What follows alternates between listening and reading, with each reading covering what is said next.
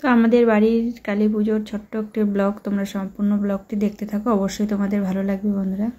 Good morning বন্ধুরা, কেমন আছো তোমরা সবাই? আশা করি খুব ভালো আছো। আমি অনেক ভালো আছি। ববিতা মণ্ডল ব্লগে আরও একটা নতুন দিন, নতুন একটা ভিডিওতে সবাইকে ওয়েলকাম। তো দেখো, আজকে সকাল থেকে ভিডিও শ্যুট করিনি, এখন বাজে 10টা বাজে।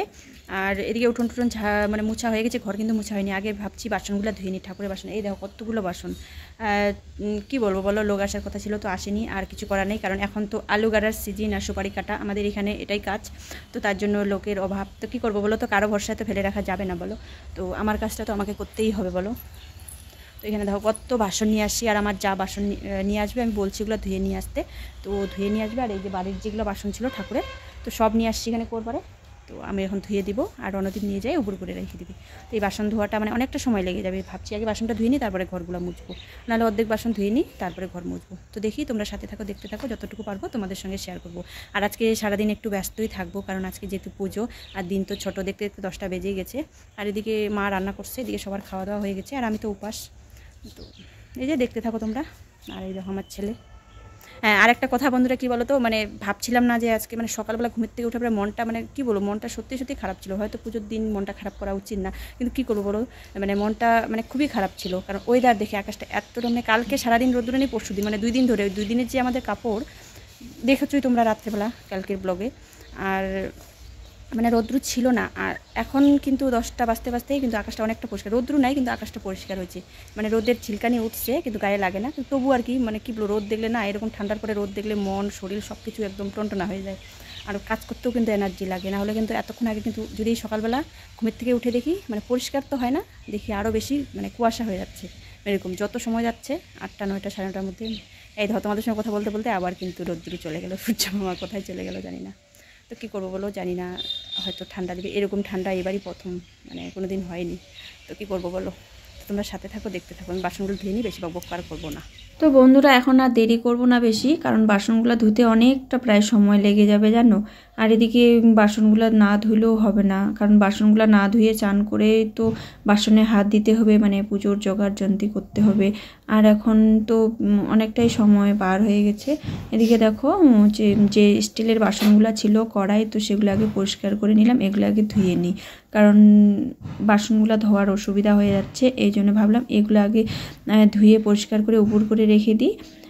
যে জায়গাটাতে বাসনগুলো রাখবো সেটাও কিন্তু পরিষ্কার করা হচ্ছে। তো চলো আবার তোমাদের সঙ্গে একবারে পরে দেখা হচ্ছে বাসন টাসন ধুয়ে। তো এদিকে দেখো বন্ধুরা, বাসন টাসন ধুয়ে মানে যা যা বাকি বাইরে কাজ ছিল তো সেগুলো করে আমি একদম চান দান করে পরিষ্কার করে চলে এসেছি, মানে পুজোর কাজে হাত দিব। তো দেখো দিয়েছি। তো আমার যাকে ডাক দিলাম, বললাম এখানে দেখো বেলপাতা যা যা ছিল তো সব পরিষ্কার করে নিয়েছে আমার যা। ঘরে হচ্ছে ও এদিকে রেডি করতেছে, আর এদিকে দেখো মন্দিরটাও কিন্তু আমি চান করেই আগে প্রথমে পরিষ্কার করে নিয়েছি, নাহলে শুকানোর ব্যাপার আছে। আর এদিকে দেখো প্যান্ডেল টাঙানোর কালকে কথা ছিল, তো আজকেই ওরা টাঙ্গাচ্ছে, সময় পাইনি। আর তার মধ্যে সবথেকে বড় কথা ঠান্ডার জন্য জানো, আজকে পুজো, আজকে ওয়েদারটা মোটামুটি একটু ভালো আছে, নইলে তো পুরো ভয় পেয়ে গেছিলাম যে জানি না আজকের ওয়েদারটা কেমন হবে, আজ মানে হবে।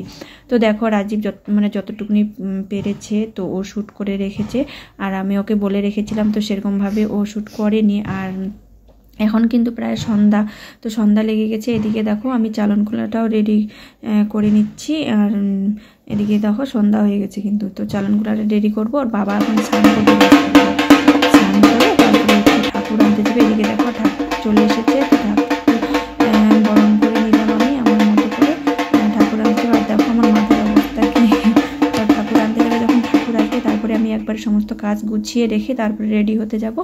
আর এদিকে দেখো আলপনা সেরকম ভালো দিতে পারি না, আমি আগেই বলে দিলাম। আর যদিও আমি আমার মতো করে চেষ্টা করলাম, আর হয়তো বা সময় নিয়ে দিলে পারবে।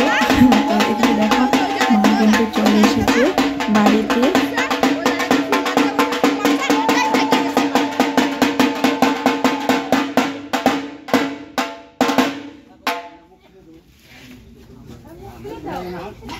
তো মায়ের মুখটা রাজদীপের বাবা খুলে দিচ্ছে। তো তোমরাও মাকে মানে আমাদের সাথে সাথে তোমরাও মাকে দর্শন করে নাও, আর মায়ের মুখটা কেমন হয়েছে, মায়ের প্রতিমাটা অবশ্যই জানিও। তো এবার দেখো বরণ করার পালা।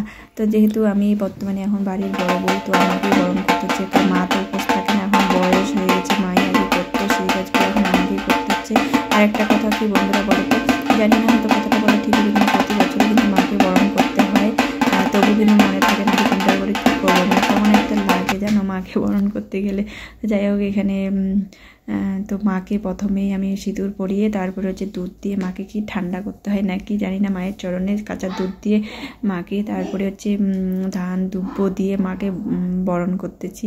মানে ওই আর কি বললাম না, মানে প্রতি বছরে কিন্তু করি, কিন্তু তবু মনে থাকে না, তবু চেষ্টা করতেছি আমি আমার মতো করতে। আর আমি ভয় জবা দিচ্ছি না, আমার গলাটা না কেমন একটা হচ্ছে, কারণ ওই যে ঠান্ডা লেগে গেছে, বেশি জোরে কথা বলতে পারি না, কাশি হয়ে যায় জানো। তো এবার দেখো সবশেষে মাকে মানে পাখার হাওয়া দিয়ে দিলাম। তারপরে হচ্ছে এই যে চালন কুলাটা সাজিয়েছিলাম যে, তো সেটা দিয়ে বরণ করেছি।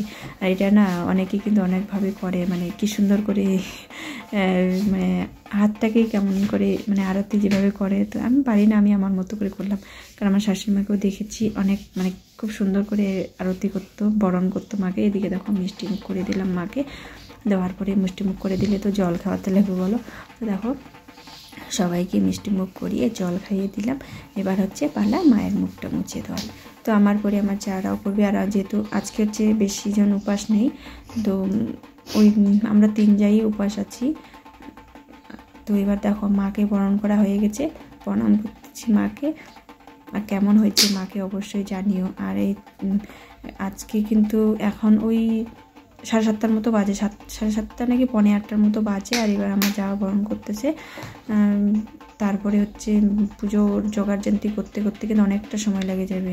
তো এদিকে দেখো এবার মাকে ভিতরে মানে ঘরের মধ্যে ঢুকিয়ে দিবে। তো দেখো আসনে বসানো হয়ে গেছে ঘরের মধ্যে মাকে।